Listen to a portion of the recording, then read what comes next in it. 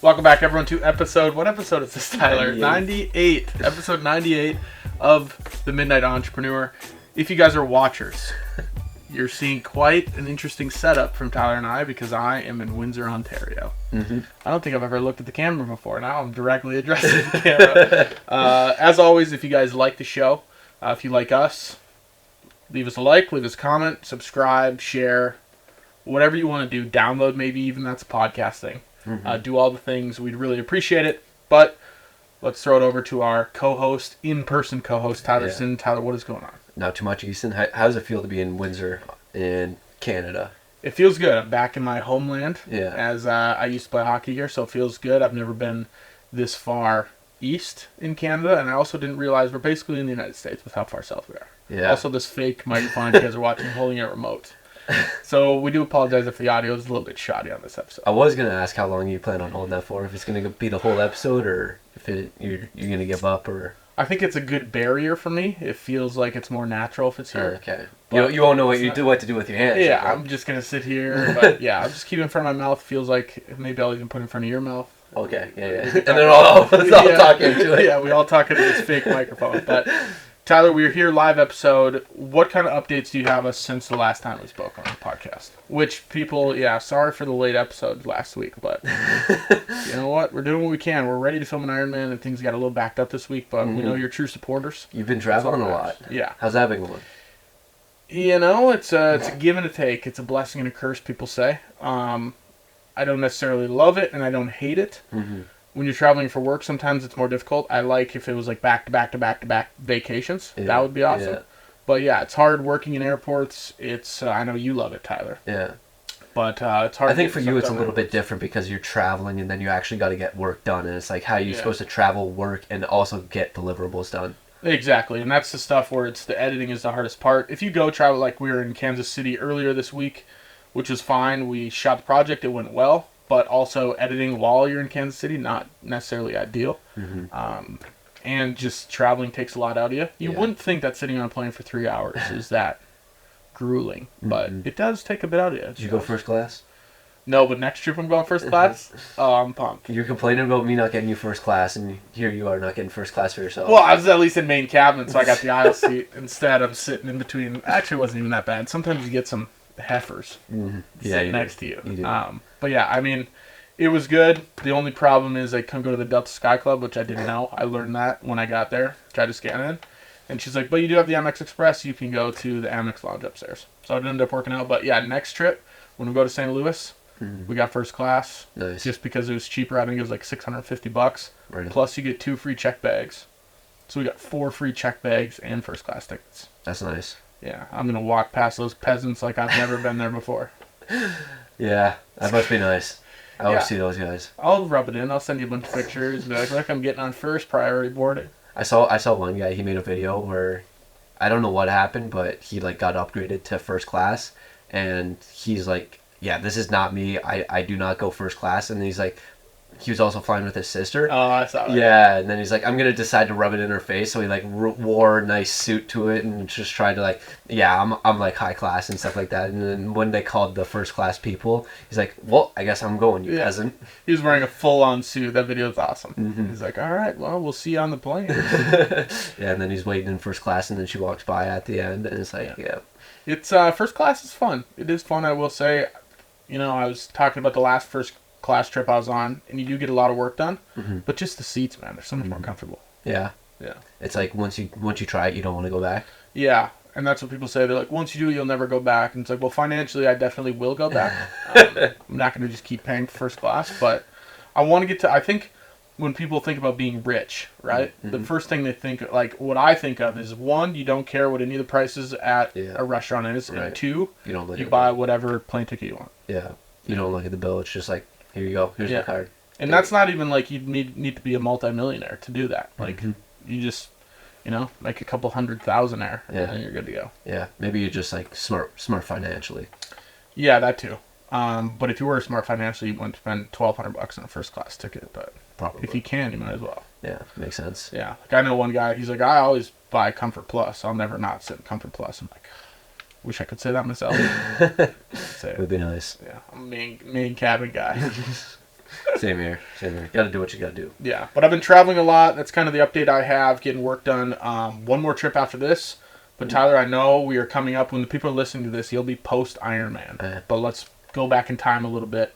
Talk to us about the Ironman. How you feeling? It's coming up here in, what do we got, 3 days? Yeah, I'm feeling good, man. This is kind of like my second taper week. Last week was just like a deload week. So I dropped from like my usual 21 hours to 17 hours. So still had light work. Right? So I still had a little bit of work to do. This week I only got like 7 or 8 hours, and then it's Ironman day. So I'm feeling well rested, well recovered. We went out today. You were flying the drone. I went on I went out. I was on the bike, and I was having issues with my shifting, but brought it in. Guy got it fixed. My homie, and we're all set there. We should be good. We should be ready to rock and roll when the time comes. We're leaving bright and early tomorrow morning, and then we hopefully get there around 3, and then we'll go for a little test swim in the waters when we're there, and then also I think a short run. And then basically maybe just touring the village, getting used to everything, and then Saturday check-in, registration, all that fun stuff, and maybe tour the village a little bit. Got maybe a 40-minute bike ride, and then probably drive the course, and then Sunday's the big day. So yeah, I feel like I've done everything I possibly could in training leading up to this, and I mean, I think that goes back to a lot of like those little skills, like, or whatever you want to call them, but like discipline and consistency and just making sure you're sticking with it. And I only missed 1 strength session and 3 runs, and that was because I was in what, like 9 months? Roughly.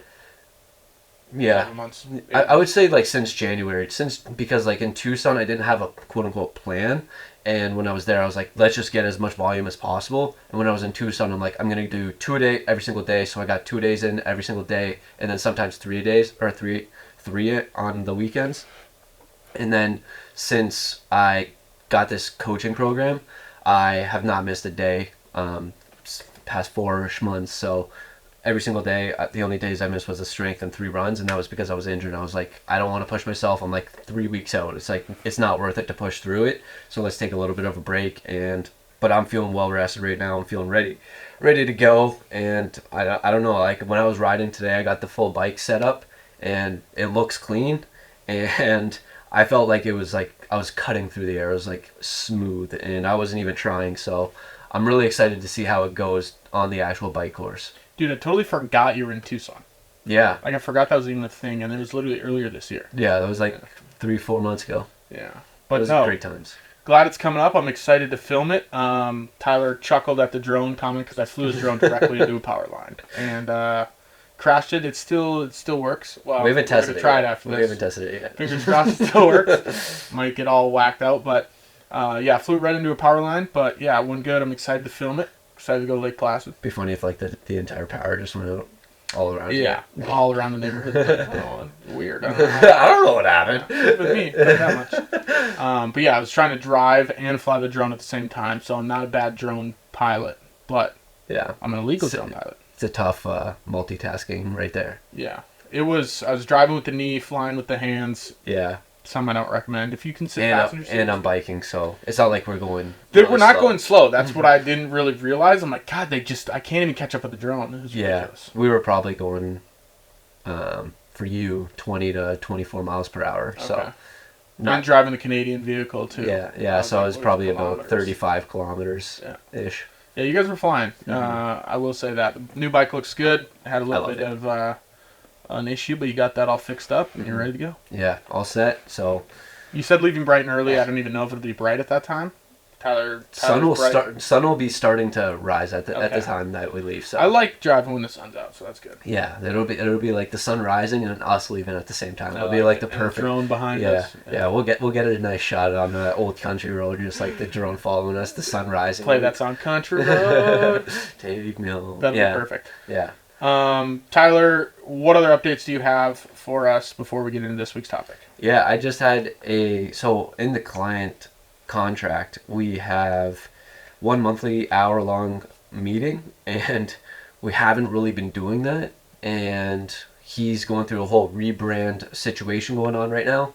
So he's like, is it fine if we just meet again and then we can do like an hour-long meeting? And I was just like, yeah, of course. So met with him today and had to cut it short just because we got stuff to do. But I think we got a lot of information covered there. He's going through a lot, like with his rebrand, the value propositions that he wants to portray to his customers. So I think it was had a little scare at the end of the call too, because I used your Zoom account and because I don't have the pro account and I wasn't able to record for the full hour, and I recorded it and then I ended it and then it wasn't there, and I'm like, bro, don't save it to the cloud, guys. It always presents issues. Yeah, it ended up working out. Yeah, it did work out. I was panicking for like a good 15 minutes, but I was like, okay, maybe we ended up finding a spot and it was like processing. I'm like, maybe it's just taking a really long time because it's a big file, and which I think that was the case. But we ended up getting it, and we're all set there. So yeah, I just had that hour-long call. I guess the other update is in the notes, so I won't really go there. But yeah, that's pretty much everything that I got going on. Like past week or so, all I've really been focusing on is this Ironman. So yeah, and you took off work yesterday, today, tomorrow. We're filming this on a Thursday, so you can really focus on that, which is good. And then back to work next week. I'm excited for next week's episode because we're going to get the full Ironman breakdown. Maybe we can just do an episode on the Ironman breakdown. It might not be business focused, but that's all right. I'm sure the people are curious. Episode 99. Episode 99. Man, 99. We'll do a little Wayne Gretzky tribute. Yeah. We can have a Wayne Gretzky quote next week. Yeah, I like it. Good. This 100% of shots that you don't take. Wayne Gretzky, Michael Scott. Michael Scott. I like it. So any other updates for us, Tyler, before we hop into this week's topic? No, that's everything. Cool. So I'm going to have to almost pinball this whole episode off of you now because my phone, which the notes were on, just died on my lap. So less than ideal, but, we are going to get through it, and that's all right because Tyler just blew up the words for me so I can see them now, which is awesome. This week we're going to be talking about testing and learning. It's been on our topic list for quite some time now. We thought this is a good week to do it. So Tyler, why do you think that testing and learning, whether it's in your business life, in your Ironman life, in your personal life, why do you think testing and learning is important? And what do we kind of mean by testing and learning too? Yeah, so it all stemmed from a mastermind call that we had together where we were talking about our podcast and our analytics, and we were looking through everything. It's like, okay, how can we make this better? How can we improve? Because we're kind of like seeing stagnant growth, and it's like, okay, let's figure out what we can do to improve this and make it better. So I think that's like the main thing with testing and learning is that's how you're trying to grow. When you aren't like learning and you aren't testing new things, I feel like you're not really trying to grow. You're trying to stay stagnant, maybe even like falling behind, because I'm assuming other people are going out testing and learning new things. And the quote that you have here is doing the same thing over and over and expecting a different outcome. And I think that's just like it makes a lot of sense, because it's like if you're just going to keep doing the same thing, and you're like, why am I not hitting $1 million? Why am I not growing? And you're not doing anything different. It's like, okay, what do you think the issue here is? And you just basically got to be willing to test and try new things. Yeah, for sure. And that's what a lot of people say is the definition of insanity. When you just keep doing things over and over and you don't change anything, but you expect a different outcome than you're getting. And if you don't really adapt your strategies, you can't make any progress, no matter if you're doing it in your personal life, if you're doing it in your business life. One example that I have in my business life is when I first started my video production company, I kept running into the same issues when I was lighting people for interviews. I'm like, why does this look like shit? The lighting, the face always looks weird. It's always too bright. And if I wouldn't have learned and watched videos and tried to fix this change, I would have kept getting the same outcome, where the interviews kept looking like crap, the videos would keep looking like crap, and I would be in a stagnant place. So that's just one example I went through where I learned that you have to learn lighting ratios, and what is the lighting ratio in the background compared to the face, compared to the foreground, and that's something I had to go through and learn. But if I didn't try to test and learn that, it never would have got to the point where I would have just still had shitty looking videos. Mm-hmm. Not that they're up to the quality of Netflix yet, but we keep testing and learning until we get there. Exactly. What do you think of our current lighting setup? The one we're sitting in? Yeah. Probably needs some testing and learning. It gets the job done? Yeah, it gets, the consistency in getting the podcast out is more important than lighting. Yeah, this is audio first, so. Yeah, you probably look great under your light. The light's probably catching me in the arm and some of the face, but that's all right. Yeah, I feel like it's looking half decent. Oh, the camera looks great. Oh, we look fantastic. This is probably one of the better lighting setups we've ever had. I mean, we filmed in your basement. And that is true. Those were probably good. Yeah, so this is probably like our 4th or 5th live podcast we've had. We probably did about 4 when I was at your place. Yeah, 5th live podcast out of almost 100. Yeah. So about 5% of these will be live, guys. So keep that in mind. I mean, I remember like a long time ago when we were talking about this, and it was like, when we get to the point, it's like we'll fly back and forth, and we'll have like a studio, we'll have our own private jet, and we'll be sick. Can you imagine flying back and forth weekly? That'd be wild. I feel that would be too much. Maybe it's like maybe we do like batching, and then we'll do it like 4 at a time. 4 episodes once a month. That I could get down with. Yeah, I could get down with. And we'd be flying like private. So that's first class. Fuck first class. Yeah, private. We'd be got a PJ. Have you heard of Rob Deerdeck when he talks about how much he filmed Ridiculousness? Yeah. He batches like 100 episodes in a week, and then he's done for the year. I didn't hear about that, but like him in time, the way he perceives it and like thinks about it, it's like insane. Like it really blew my mind because like especially someone like him, like you don't really think about that. Like he doesn't seem like that type of guy. Skateboarder. Yeah, right. So, but like he's actually so intelligent in the way he thinks about like life and time and like manipulation and all that stuff. And it's like, wow, that's actually really smart. Yeah, he had a podcast episode on it about how he films all of his ridiculousness episodes in like a week, and he films like 13 of them a day or something crazy like that. Wow. I'm probably getting the numbers wrong, but yeah, he just films a bunch, switches outfits, takes a lunch break, films a bunch more. So. Jeez. Props to him, but I can't remember where we were going with the Rob Deerdeck thing. How did we get there? PJs. Oh, yeah. Project. But yeah, getting back on track, Tyler, do you have any examples that you have about when you've experienced testing and learning? Yeah, I would say with Google Ads, because that's a big portion of my business and making sure like we're giving the best results to the clients. And I actually just had my quarterly call. I think it was an update from last week. I was talking with her, and she was saying that people were just going straight to this one part on her landing page, and I don't get the conversions for that. So I was like, So what I ended up doing was moving that form, or that, not really a form, but like a module, closer to the top, since people are just filling that out and opposed to the actual contact form.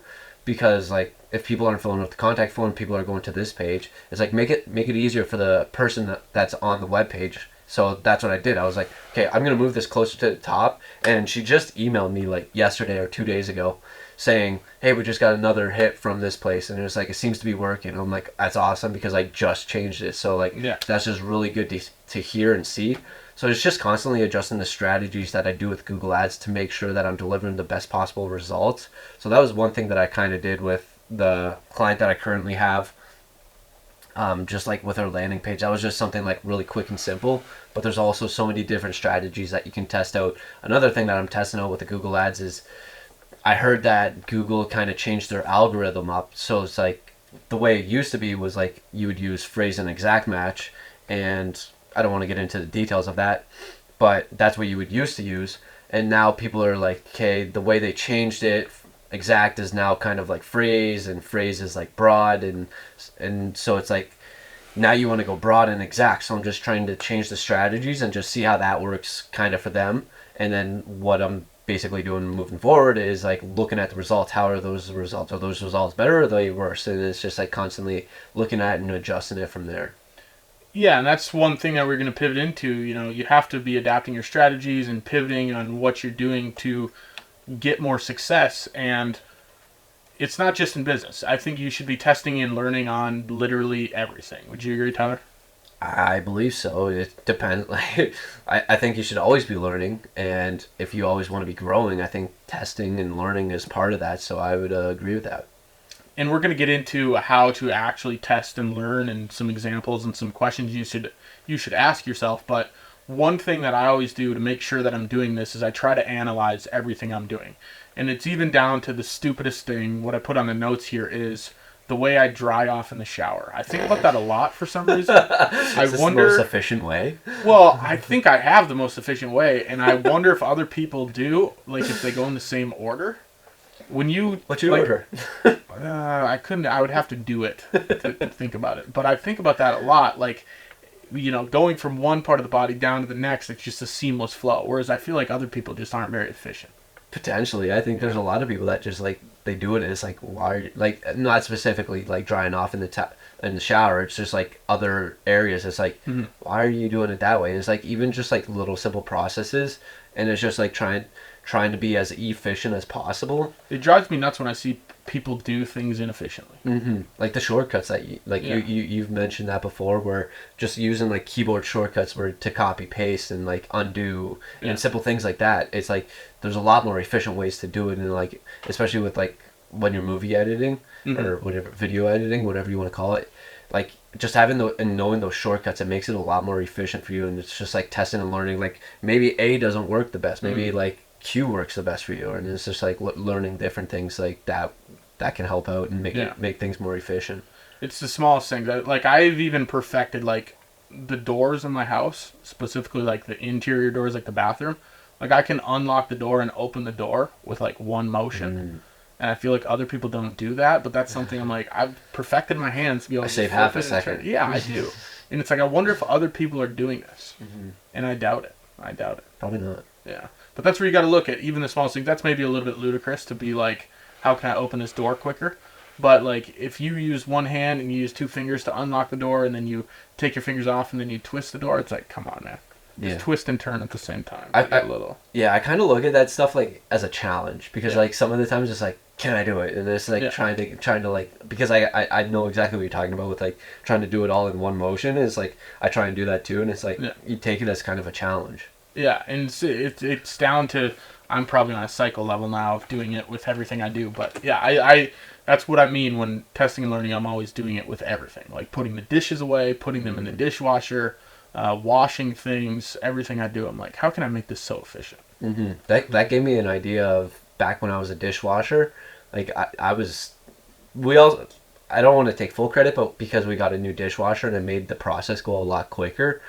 But like rearranging them in certain orders and like with different plates and different like organization tactics, and it's like trying to get it down to that science of like what's going to be the fastest, what's going to be the most efficient, how's it going to get the cleanest, and how are you going to do that?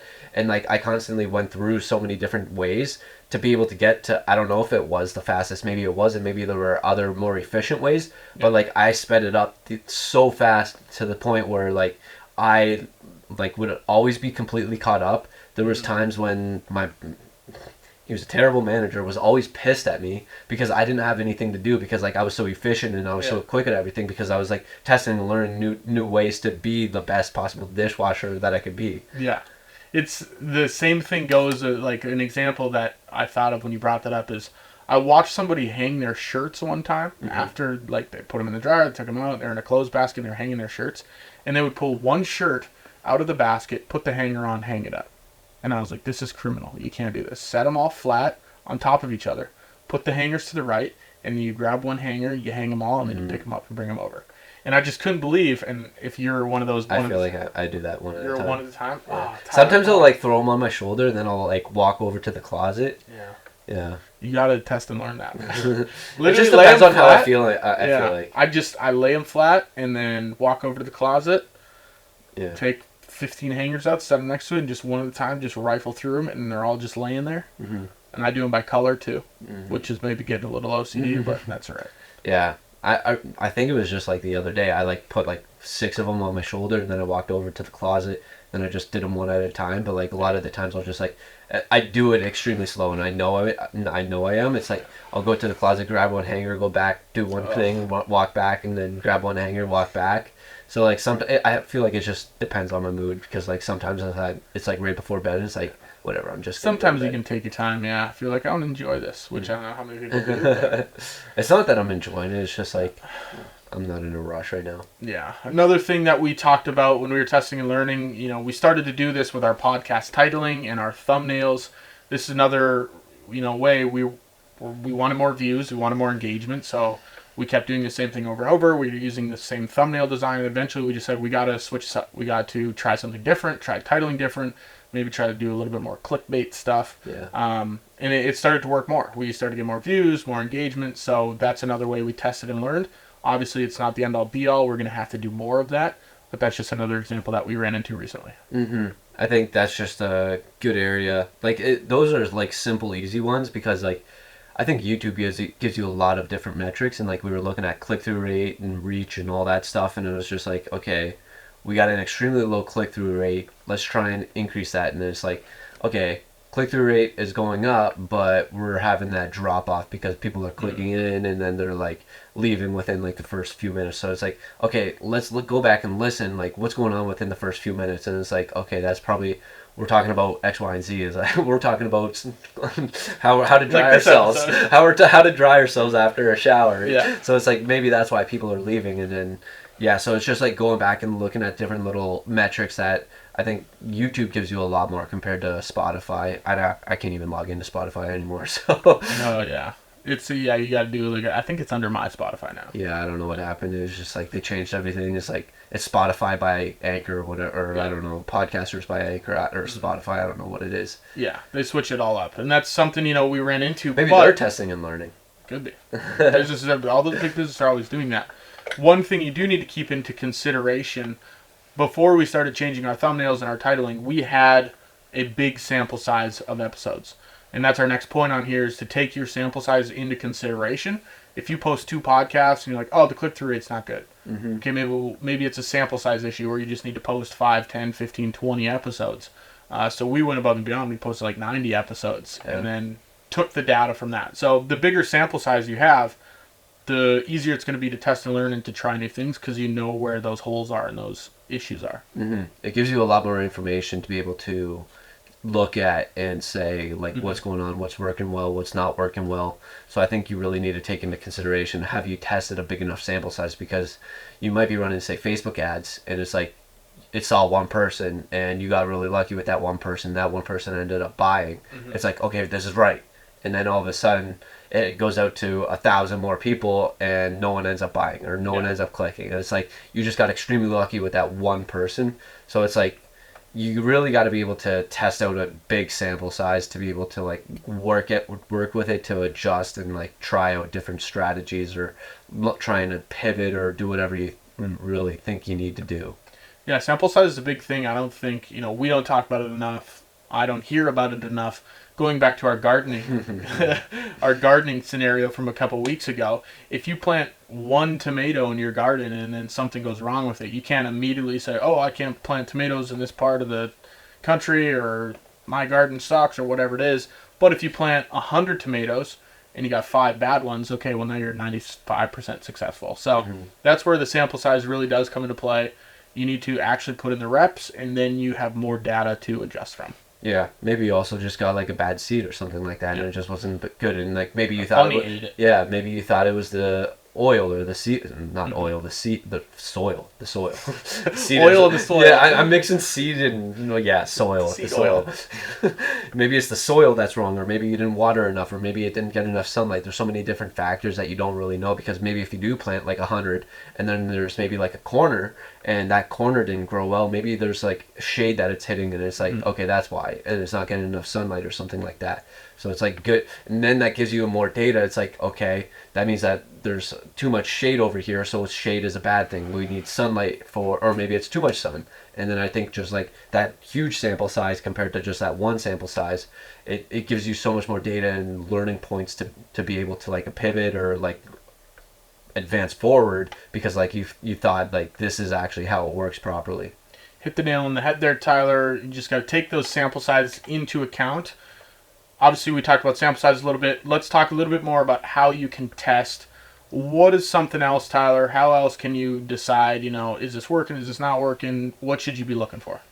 Basically, for specifically businesses and like product-based or service-based, when you actually serve a customer, how does the market react? And it's like, are they buying more? Are they telling other people? Are they coming back to buy more? So it's just basically listening to the market and how they actually interact with your business, how they interact with your products, your services. It's like that really honestly speaks volumes to everything, because it's like if they buy from you once and they never come back, it's like, okay, maybe you just don't have a good product or service, or maybe it's like a one-time type of purchase for your product or service. But if it's not a one-time purchase, then it's like, okay, now there's probably something wrong with the product, or maybe it was a bad experience, and then you got to try and figure out what's going on. So I think there's a lot of different factors there. I don't know if you have any other thoughts on like testing the market or listening to the market? Yeah, listening to the market's super important. The one that came to my mind is, maybe they do buy it and they don't buy it again, so your product is maybe bad. So there's some issues there. Maybe it takes forever to get people to buy, but then once they buy a ton of stuff because they love it. So maybe you have a marketing issue. But that's where I think you do need to sit down. You need to analyze the market, analyze your customers. What are they saying? What are they not saying? What do they like? What do they not like? And then you can adjust from there, because you will see some of those issues as they rise. I believe also it depends on like your product or service, because if your product or service is an extremely expensive product or service, I keep saying product or service a lot, the life cycle of that product or service might be a lot longer compared to say something that's like a $10 widget, where it's like it's extremely quick and easy for that $10 to be spent because it's like, oh, it's only $10. But if you're selling something for like maybe $10,000 or $50,000, there's probably going to be a lot more thought and consideration being put into that actual purchase. So they might be doing a lot more research, and then there's a lot more time to actually get to purchase it. So maybe it's like, okay, it takes 180 days for someone to, on average, to purchase it. Can we get this down to 150 days? Can we get it down to 100 days? And then it's just trying to constantly learn, test new, and adapt. And maybe you're not able to, maybe you are. So it's just trying to learn exactly like what you're at. And sometimes it does take longer, where it is, if you're selling something for $5,000, it can be harder for people to buy that. But on the flip side, if you're giving away a free ebook and nobody's downloading it, well, they haven't even read the contents of the ebook to decide whether it's good or not. Maybe your message is wrong, or your copy's wrong, or you're targeting the wrong people. So those are some things you can take into consideration. Yeah, there's a lot more things that you could also like consider with that specific example. I think Alex Hormozy talks about it with, maybe it's him or maybe someone else, but they talked about this book and no one ended up buying it, and all they did was change the title. The contents inside of it stayed the exact same, but so many people started buying it, so many people started to tell other people about it, and I think it's a really popular book like now, and no one actually like ever bought it when it had its first name. So it could just be like the title, like it could also just be maybe the product, or maybe no one actually cares about that specific ebook or whatever it might be, maybe that book or topic. So there's like so many different things that could actually be the determining factor if like you haven't gotten that like first purchase or first download or whatever it might be. And I think another thing, if you're looking at this, you're like, well, I don't know, I'm not getting feedback from the market. You can also just ask your customers or ask your potential clients and see what they think. Because they're going to give you good feedback. The only thing you need to be careful of is asking friends and family. And Tyler, why do you need to be careful of that? I think it's because they might not want to hurt your feelings, and they might not be willing to tell you the truth. Like it might be tough to say to someone who's like, this sucks. This is not good. Yeah. But I think at the same time, if they do really truly care about you, they'd be more willing to say that, because it's like if you're trying to really grow your business and expand and do whatever, it's like you have a shit service or you have a shit experience or you have a shit product. I think it's like important for them to say that to your face so that you're able to know that and you're able to learn and change and adjust, so you're able to grow and build that new iteration of that experience or product or service, whatever it might be. So that's, I think, the main issue that you really need to watch out for. Are they just being nice to you because they're your friend or your family or whatever it might be? So I think that's one of the main issues that you need to watch out for. I think a lot of people, they say, oh, no, my friend's honest with me, or they'll be honest with me. Yeah. Whereas you might think that, but they're not truly honest. They might be more honest. They might not give you the, this is great, but they won't be cutthroat. Like, hey, this is really not good. Yeah, give it like to me you can't put this out into the world, or you can't post this, or whatever it is. Whereas if you ask some strangers, they'll tell you. So a focus group. But if you can find somebody that's close to you that will give you honest, real feedback, you can't take that to heart. You can't be like, man, they don't like my thing. They're really just trying to help you. Yeah, there was one buddy that he was posting like daily reels, and he asked me like what I honestly thought about it, and I like broke down his whole video, and then he's like, thanks so much for like the feedback, I really appreciate it. Everyone was just saying to me, oh yeah, man, this is great, this is awesome, and I was just like, this doesn't help me. Like it doesn't help them if you're just saying, oh yeah, this is great, like this is awesome. It's like, tear it apart, like let them know like what's wrong with it. And I think that's really, especially when they're asking you, because it's like, what do you honestly think? Like, they can handle it because, like, Yeah. they're asking specifically. Whereas, like, if it's, like, unsolicited, it's, like, maybe you want to approach them and be like, hey, do you mind me giving, like, some advice on, like, just, like, my experience with your product or service, or, like, my whatever it might be, but, like, framing it up front as opposed to just going to them and be like, this sucks. Yeah. So it's just like a little different approach. And it has to be constructive criticism too. Yeah, You know, yeah. don't just say this sucks. It's so bad. Like, at Why least does it offer suck? some feedback. Is like, hey, this sucks because, and don't even use. You don't have to use the word sucks, but hey, this could be better if you did this, or you know, if you change this thing, I think people would like it more. But yeah, I mean, make sure you're careful as to who you're getting advice from and who you're getting feedback from.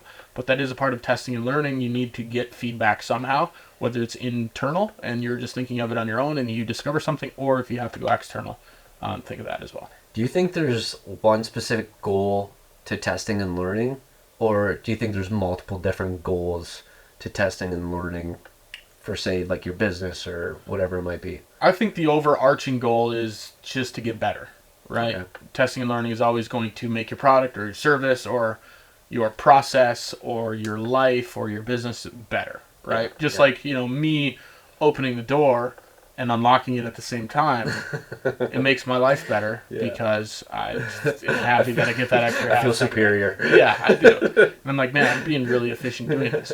And sometimes it's got to be like the clumsy people that don't do things. It's got to be annoying, right? Yeah, Like, probably stubbing my toe. Like, move that thing. Like, it's not that hard. So. Yeah, I think I agree with you because, like, I think the main goal with, like, testing and learning is trying to improve on, like, where you're currently at and trying to get to the next stage or whatever it might be, is trying to advance yourself forward. Yeah, and so ask yourself, you know, some of these questions. You know, is what you're doing working? Can you make it work better? Can you be more efficient? What are some ways that you can implement some processes or strategies to be better off, even if it's 1%, 2%, 5%, whatever it is? If you can be that much better, it's going to help in the long run. But just be aware of all these different things, whether it's in your personal life, your business life. You just have to be self-aware. I know so many people are not self-aware. They're not socially aware. That's one of the biggest things that drives me insane. When people are walking, and I'm like, what are you doing? Like, you know, there are other people around you, right? Like, that stuff drives me up a wall. But, yeah, just be aware of these things, and it's going to make it much easier to test and learn. Yeah, I think, what's the word? Like, I guess it could be, like, aware. But I feel like there's another word that I'm looking for. Conscious. Yeah, maybe. I don't know. I don't know if that's what it is, but, like, that's how you're able to, like, be able to learn and test and adapt. Because, like, if you aren't aware of, like, those specific things, it's just, like, you aren't, like, learning or, like, it's just, you're kind of oblivious to it, and it's oblivious to everything that's happening.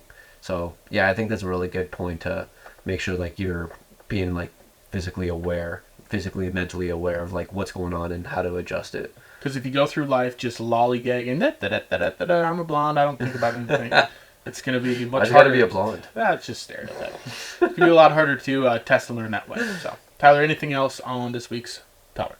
I don't think so. You got a business idea for us? Oh my God, do I ever. So, as you know, Tyler flew me out so graciously. Thank you very much, Tyler, for flying me out here to film the Ironman. I was in the middle seat on the way back, and it actually was a surprisingly more comfortable middle seat than I've ever been in, just because of people next to me. They were giving me both armrests. There was a girl to my right. She crossed her leg towards the aisle, so I even had more leg room. And I was watching a movie, and I set my iPad on the tray table. And I was leaning, and I was putting my head on the seat in front of me. And I'm like, this would be awesome if there was like a head chair, like a little thing that I could clamp to the seat, and then I could just set my forehead right on top of it so I could stare right down at the laptop screen. And the alternative that I was doing is the bill of my hat. I was putting in a little crease in the back of the chair, so then it was pushing on my forehead to keep my head up. But if there was like a little thing that I could just pull out of my backpack, clamp it in there, there's a little padded area that I just set my head on, that'd be perfect. And you could sleep there too. I feel like I've seen like those reversed pillows. But those are big. I'm thinking something small. It's probably like, I'm holding this close to my mouth if there's an actual mic on it. I'm thinking like 5 inches, probably like this big. Maybe it's even a thing that like flips down like this, and then you just put your forehead right on it. And it's kind of like cushiony. Yeah, it's just a little cushion, for your forehead. Nice, little curl to it. Yep. That would be perfect. And then I can watch my movie, or if I want to sleep. Being a tall guy, it's hard to sleep on a plane sometimes. I know short people, my girlfriend especially, she'll just put the tray table down and lay on the tray table. I'm like, man, that'd be nice, but my back would be literally the letter N. I feel like I've tried that, but like I don't trust that tray table, man. Yeah. And it's fine for short people. And then sometimes you lay backwards, but that's not always the most comfortable either. And I've found the best for me is when my head is on the seat in front of me. So if there's just a little lip with a cushion on it that I can put my forehead, then it doesn't even matter. That would keep my whole body up. It'd be gold. So a little attachment into the seat in front of you. Yeah, and I think it's got to be pretty strong. Yeah, it has to be something. It would almost have to be where airlines have it built in. Yeah, or they have a spot where you could plug your own thing in there. I feel like that's like a smart opportunity. I don't know if we were talking about it on here, but no, I don't think it was. I think I was having a client call, and one thing that he talked about is this guy created a product for big oil companies, and I think that's like a good approach to a business, because then it's like you have these reoccurring companies that are going to be buying from you, and it's like if you create a product for airlines, and then you continually have the airlines buying from you, it's like you have these repeat customers. And in your seats they have, they're like, they got to buy again from you. You don't got to rely on customers like coming in. It's like one customer at a time. You get a corporation that has hundreds of, maybe not hundreds of thousands, but like hundreds of planes. Yeah. Then it's like, I mean. Yeah. Well, Delta, I'm sure, has, 50,000 planes out there, I'm sure. It'd be an absurd number. So 50,000 times 500 seats in an airplane? Yeah. Yeah. There you go. And then you're just like cleaning up. Yeah, you just I feel like it's a good, like good 7 business airlines. approach. Right. 7 airlines, and then you're golden. Yeah. I like it. It reminds me, there was a guy that he had like some sort of wipes. They were kind of like compared to moist towelettes, and he was trying Dude wipes? No, they were like for an airline. He specifically made them for an airline, and he kept bothering people at Delta or this other company, and he's like, I'm going to sell them eventually. And it didn't work, and then the marketing person changed, and then like the safety person changed, and then like the sanitation person changed, and eventually got to the person where the sanitation person got their hands on it, and they're like, this is awesome, and he sold it to like a shit ton of airlines. Damn. So he made this specifically, he's like, needs to be on airlines, and he just kept pounding the pavement until he sold it to him. Wow. I should try to find that story. I don't know what it is, but yeah, that's interesting. So yeah, head chair. If you guys want to create that'd be fantastic. Tyler, anything else for this episode? No, that's everything. That is episode 98, live episode. Hopefully you guys enjoyed it. We are going to get ready. We're going to start packing for the Ironman. We'll talk to you guys next week for the Ironman recap. Hopefully you guys enjoy that episode. If you guys like the episode, give it a like, comment, share, subscribe, download, send it to a friend, send it to a foe. I'm Easton. That is Tyler. Tyler, get us out of here with a quote. Most people spend more time and energy going around problems than in trying to solve them. Henry Ford.